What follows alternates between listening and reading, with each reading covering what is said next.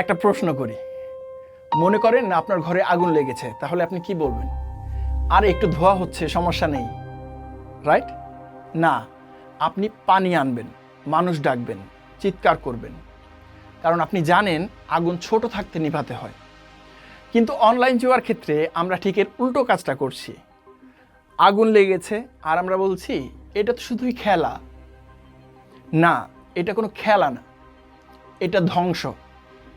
যে ধ্বংস ধীরে ধীরে হয়, চুপচাপে হয়, মোবাইল স্ক্রিনের ভেতরে হয়।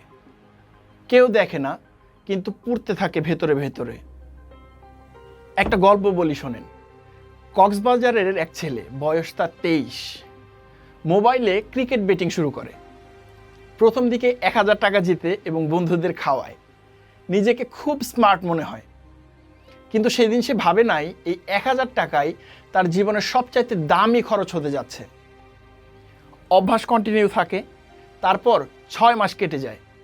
এখন তার 2 লাখ টাকার ঋণ, মায়ের গয়না লুকিয়ে বিক্রি করে ফেলেছে। ঘরে কেউ জানে না, কিন্তু বাড়িতে হাসি কমে গেছে, কেমন যেন একটা গুমোট গুমোট ভাব।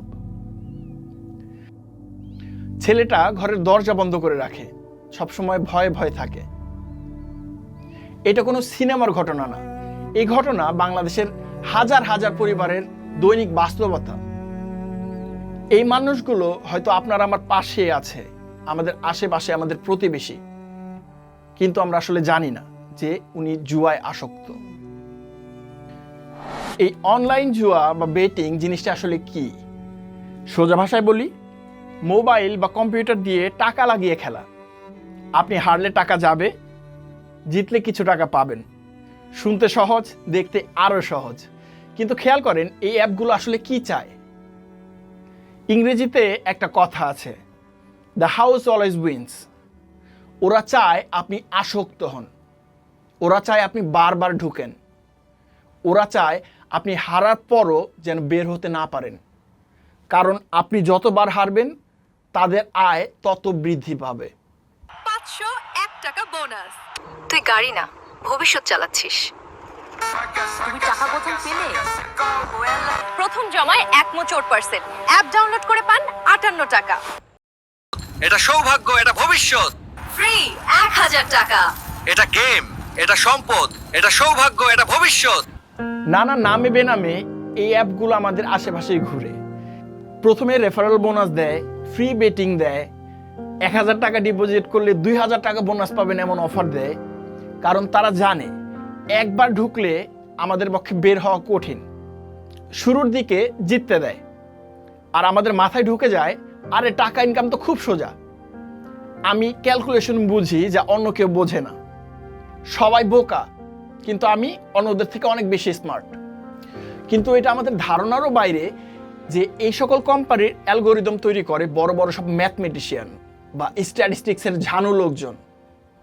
আর এটা অ্যালগোরিদমের ডিজাইন যে আপনি প্রথমে জিতবেন, কিন্তু তারপর আপনি হারবেন। একবার না, দুবার না, বারবার।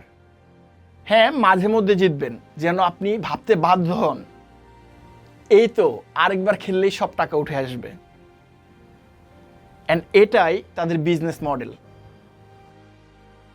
সংখ্যাটা শোনেন, বাংলাদেশের প্রায় 50 লাখ মানুষ এই অনলাইন জুয়ার সাথে জড়িত, এমন তথ্য রিসেন্টলি প্রকাশ পেয়েছে। 50 লাখ মানে কি জানেন? 50 লাখ পরিবার, 50 লাখ মায়ের দুশ্চিন্তা এবং 50 লাখ মানুষের ভবিষ্যতের ঝুঁকি। অনেক চেষ্টা করেও সরকার এই জিনিসগুলো আসলে বন্ধ করতে পারছে না। গভর্নমেন্ট থেকে অলরেডি 3500 বেশি ওয়েবসাইট অ্যাপ্লিকেশন বন্ধ করেছে, কিন্তু এই ওয়েবসাইটগুলো বারবার ফেরত আসে। কারণ এটা কোনো ছোট ব্যবসা না, এটা একটা বড় সংগঠিত কর্মকাণ্ড যা ধীরে ধীরে আমাকে আপনাকে বিপদে ফেলে যাচ্ছে, কেড়ে নিচ্ছে আমাদের মানসিক শান্তি আর ভবিষ্যৎ। আর এই সকল চক্রের হাতে সবচেয়ে বেশি ফাঁদে পড়ে আমাদের তরুণরা, কারণ তারা দ্রুত টাকা চায়, দ্রুত রেজাল্ট চায়। সোশ্যাল মিডিয়ায় দেখে ওর এটা আছে, ওটা আছে, আমার কেন থাকবে না, বা ট্রাই করে দেখি কি হয়। এ সকল অনলাইন বেটিং গ্যাম্বলিংয়ের কথায় যদি আইনের দিক থেকে বলি, বাংলাদেশে এই সব রকমের জুয়া আইনত দণ্ডনীয় অপরাধ। বর্তমান আইন অনুযায়ী 5 বছর পর্যন্ত জেল এবং 10 লাখ টাকা জরিমানা হতে পারে। এর মানে শুধু আপনি টাকা শান্তি হারাচ্ছেন না, সাথে সাথে আপনি আপনার স্বাধীনতা হারাতে পারেন। একটা ভুল সিদ্ধান্ত আপনার পুরো জীবন বদলে দিতে পারে। কিন্তু এখন কি করবেন? প্রথমে একটা সিদ্ধান্ত নেন, কথা না, অজুহাত না, একটা সরাসরি সিদ্ধান্ত।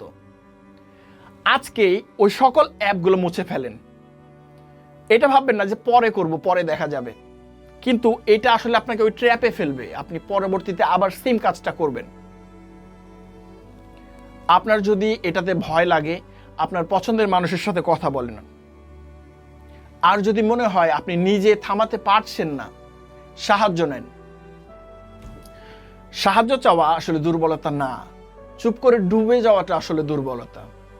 আর একটা কথা মনে রাখেন, লজ্জা আপনার না, এই লজ্জা সেই সিস্টেমের যে আপনাকে ফাঁদে ফেলেছে।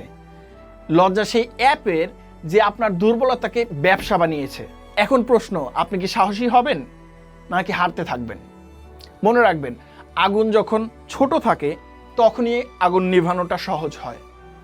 বাড়ি পুড়ে গেলে পানি ঢেলে লাভ হয় না। অনলাইন জুয়া আপনার ঘরে ঢুকে গেছে। আপনি দরজা বন্ধ করবেন নাকি আগুন বাড়তে দেবেন, সিদ্ধান্তটা আপনার। কিন্তু মনে রাখবেন, আপনার জীবন কোনো বাজেট টেবিল নয়, আপনার পরিবার কোনো গেম নয়, আপনার ভবিষ্যৎ কোনো স্পিন নয়। আজই সিদ্ধান্ত নিন, কারণ কাল হয়তো অনেক দেরি হয়ে যাবে।